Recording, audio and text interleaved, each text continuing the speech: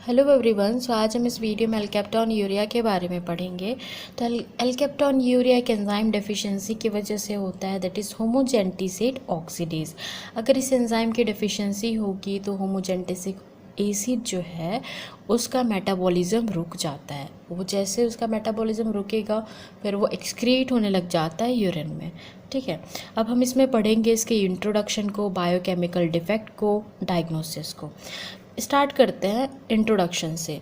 Urine becomes black on standing when it become alkaline. ठीक है, अब ये इसका कैरेक्टरिस्टिक फीचर है कि यूरिन जो है एल्केप्टॉन यूरिया में ब्लैक हो जाता है। अब ये इनहेरिटेड भी होता है, occurs due to deficiency of enzyme required for metabolism of homogentisic acid, जैसे मैंने पहले ही बताया था। अब हम इसके बायोकेमिकल डिफेक्ट पे आते हैं। सबसे पहला तो ये ऑटोसोमल रेसेसिव होता है। 2,50,000 बाय बर्थ किसी एक पर्सन को ही होता है। होमोजेंटिसेट ऑक्सीडेज की डेफिशिएंसी से होता है, और जैसे इसका डेफिशिएंसी हुआ फिर होमोजेंटिसिक एसिड एक्सक्रीट होने लग जाता है यूरिन में। ठीक है, excretion of homogentisic acid in urine. अब ये तो हो गया, और इसका जैसे मैंने बताया था कि कैरेक्टरिस्टिक फीचर इसका ब्लैकनिंग ऑफ यूरिन है। तो देखो, blackening of urine when come in contact of atmospheric oxygen. कब ब्लैक हो रहा है यूरिन? जब एटमॉस्फेरिक ऑक्सीजन के कांटेक्ट में आ रहा है वो। ठीक है, अब बॉडी में एक्चुअल में होता क्या है इसके साथ? होमोजेंटिसिक एसिड जो है वो ऑक्सीडाइज होता है, फिर पॉलीमराइज्ड होता है, फिर ब्लैक कलर्ड एल्केप्टॉन बॉडीज़ बनते हैं। तो आपको ये याद रखना है कि एल्केप्टॉन बॉडीज़ जो है वो एल्केप्टॉन यूरिया में फॉर्म होते हैं।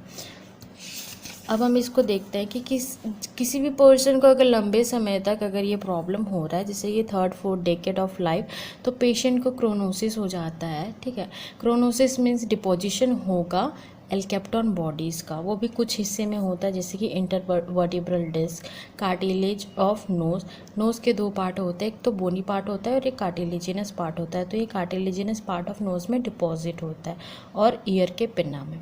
और एक 2 पॉइंट है, एक तो कनेक्टिव टिश्यू में भी डिपॉजिट होता है और जॉइंट कैविटी में। ठीक है, जॉइंट कैविटी में अगर डिपॉजिट होगा तो फिर वो अर्थराइटिस कॉज करता है। अब इसके ट्रीटमेंट की अगर हम बात करें तो इसका कोई भी स्पेसिफिक ट्रीटमेंट नहीं है, बस हम फिनाइल एलानिन का जो इनटेक है उसको कम कर सकते हैं। ठीक है, अब डायग्नोसिस की अगर हम बात करें तो डायग्नोसिस में क्या, कैसे किसी पेशेंट को पता चलेगा कि उसको एल्केप्टॉन यूरिया है? ऐसे किसी पेशेंट को नहीं ना, डायरेक्टली तो पता नहीं चलता जब तक वो डॉक्टर के पास ना आए। सबसे पहले वो देखेगा कि ब्लैक कलर्ड यूरिन है, वो खुद डरेगा।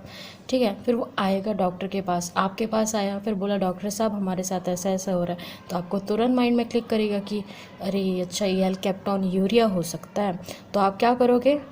फेरिक क्लोराइड टेस्ट करोगे तो वो भी पॉजिटिव आ जाएगा, बेनेडिक्ट टेस्ट करोगे वो भी पॉजिटिव आता है, और detection of homogentisic acid by GC&MS। ठीक है, GC होता है गैस क्रोमेटोग्राफी और MS होता है मास स्पेक्ट्रोमेट्री। ठीक है, तो आई होप आपको सब समझ में आया होगा। अगर आपको इसका नोट्स चाहिए then you can comment down below. I will upload it on my Instagram account. So thank you for watching, guys. If you think this video is helpful to you, then please hit the like button and subscribe to my channel. And thank you for watching.